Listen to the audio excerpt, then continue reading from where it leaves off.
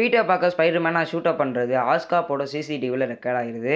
And இப்படி தான் ஆஸ்பானுக்கு Peter Parker தான் ஸ்பைடர்மேனுங்கிற ஒரு விஷயம் தெரிய வருது.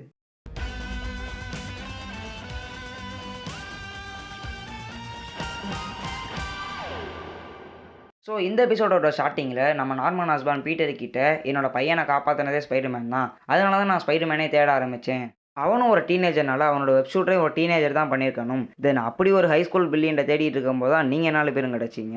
ஆனால் நீ தான் ஸ்பைடர்மேனாக இருப்பேன்னு நான் கொஞ்சம் கூட எதிர்பார்க்கல. ஸோ நம்ம 2 பேரும் ஒன்றா ஒர்க் பண்ணலாம், உன்னோட சூட்டை அப்கிரேட் பண்ணி உன்னை பெஸ்ட்டான ஒரு ஸ்பைடர்மேனாக நான் மாற்றுறேன்னு என்ன தான் நார்மன் ஆஸ்பான் சொன்னாலும் அதுக்கு பீட்டர் பரவாயில்ல, நான் லைக் ஒரு ஃப்ரெண்ட்லி நெய்பர்ஹுட் ஸ்பைடர்மேனாகவே இருந்துட்டு போயிடுறேன்னு சொல்லிடுறாரு.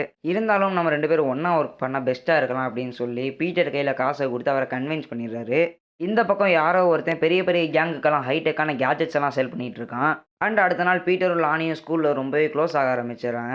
அப்படியே ஸ்கூல் முடிச்சதுக்கப்புறம் பேர் லானியை வீட்டில் ட்ராப் பண்ணிட்டு போகிறப்ப லானியோட வீட்டில் போலீஸ் எல்லாம் நிற்கிறாங்க. என்னாச்சுன்னு போய் பார்த்தா லானியோட பிரதர் ஆண்ட்ரே 110th ஸ்ட்ரீட் அப்படிங்கிற ஒரு கேங்கோட சேர்ந்துட்டான். அதனால தான் போலீஸ் அவனை பற்றி விசாரிக்க வந்திருக்காங்கன்னு லானியோட அம்மா சொல்லி அழுகுறாங்க. கவலைப்படாதீங்க, அவன் எங்கே இருந்தாலும் நான் அவனை கூட்டிகிட்டு வரேன் அப்படின்னு லானி வீட்டிலேருந்து கிளம்ப இந்த பக்கம் நம்ம ஸ்பைடர்மேன் அந்த கேஜெட்ஸ்லாம் யூஸ் பண்ணி திருடுறவங்களை ஸ்டாப் பண்ணுறதுக்காக வராரு. பட் என்னதான் அவர் ட்ரை பண்ணாலும் அவரோட ஸ்பீடுக்கு இவரால் ஈடு கொடுக்க முடியல. இந்த டைமில் நார்மன் ஆஸ்பான் அவங்க 2 பேரோட மூவை ப்ரெடிக்ட் பண்ணி பீட்டருக்கு கம்யூனிகேட் பண்ணுறதுனால பீட்டரும் அவங்க 2 பேரும் ஈஸியாக டிஃபீட் பண்ணி போலீஸ் கிட்ட சரண்டர் பண்ணிடுறாரு. இங்கே லானியா அவன் பிரதரோட ஃபோனை ட்ராக் பண்ணி 110th ஸ்ட்ரீட் கேங் இருக்கிற இடத்துக்கு வந்து என் தம்பியை விட்டுருங்கன்னு சொல்ல அந்த கேங்கோட லீடர் பிக் டானோவான் உன்னோட தம்பியெல்லாம் விட முடியாது, என்ன பண்ணுன்னு சொல்கிறாரு.